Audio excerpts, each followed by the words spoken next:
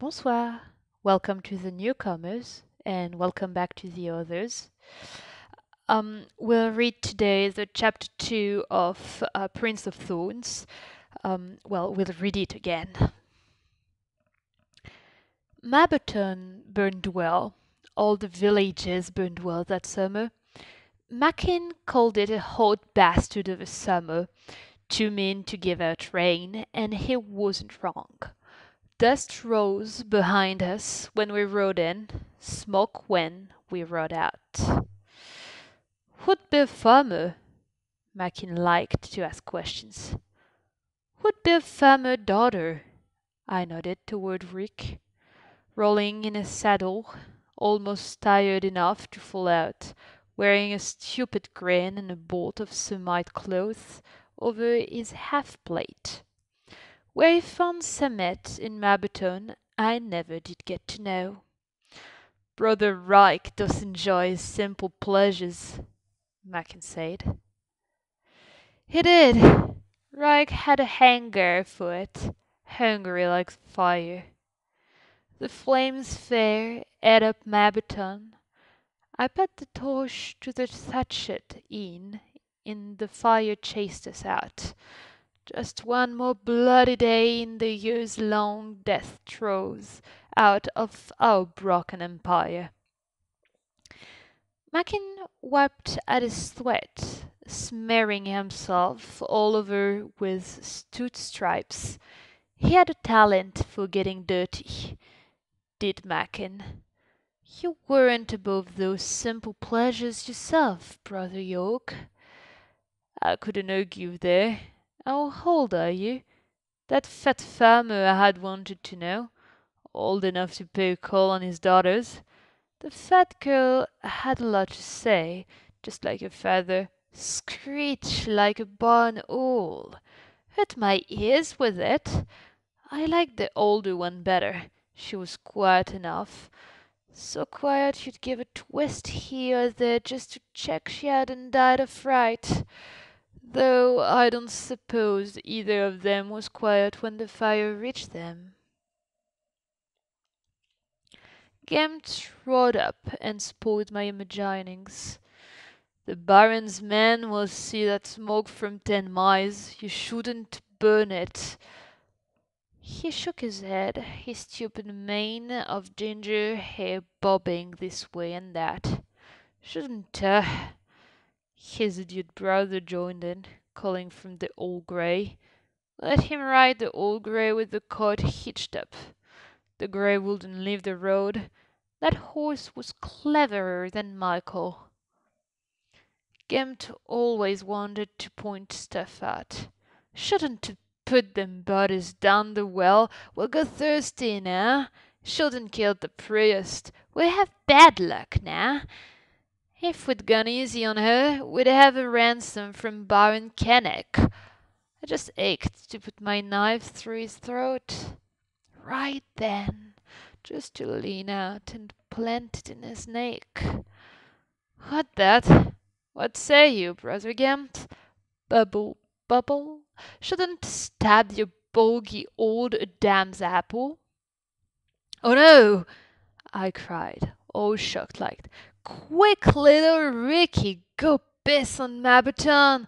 Go to put that fire out. Baron's men will see it, said Gempt, stubborn and red-faced. He went red as a beet if you crossed him. That red face just made me want to kill him even more. I didn't, though. You got responsibilities when you're a leader. You got a responsibility not to kill too many of your men, or who are you going to lead? The column bunched up around us, the way it always did when something was up. I put on Gerard's reins, and he stopped with a snicker and a stamp. I watched Gempt and waited until all 38 of my brothers gathered around, and Gempt got so red you'd think his ears would bleed. Where are we all going, my brother? I asked, and I stood in my stirrups so I could look out over the ugly faces. I asked it in my quiet voice, and they all hushed to hear. Where? I asked again. Surely it isn't just me that knows. Do I keep secret from you, my brothers? Reich looked a bit confused at this, furrowing his brow. Fat Bolo came up on my right. On my left the Naban, with his teeth so white in that soot-black face. Silence. Brother Gemd can tell us. He knows what should be and what is. I smiled, though my hand still ached with wanting my dagger in his neck. Where are we going, Brother Gemd? Venice, on the Horse Coast, he said, all reluctant, not wanting to agree to anything. Well and good. How are we going to get there? Near 40 of us on our fine also stolen horses? Gemd set his jaw. He could see where I was going. How are we going to get there if we want a slice of the pie while it's still nice and hot? I asked. Leech Road, Wright called out, all pleased that he knew the answer. Leech Road, I repeated, still quiet and smiling. What other way could we go? I looked at the Numban, holding his dark eyes. I couldn't read him, but I let him read me. Ain't no other way. Reich on a roll. I thought he don't know what game been played, but he likes his spot. Do the Baron's men know where we're going? I asked Fat Bolo. War dogs follow the front, he said. Fat Bolo ain't stupid.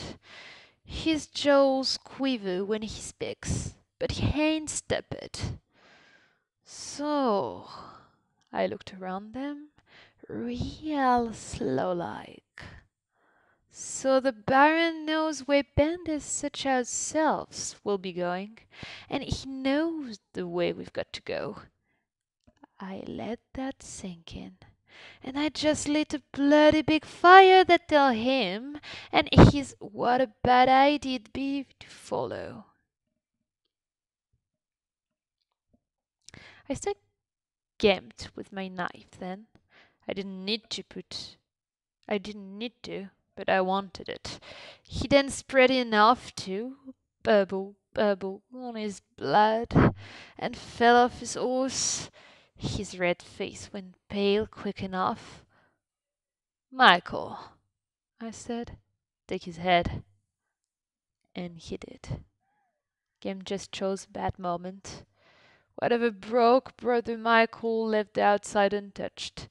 He looked as solid and as tough and as sour as the rest of them, until you asked him a question. End of chapter 2.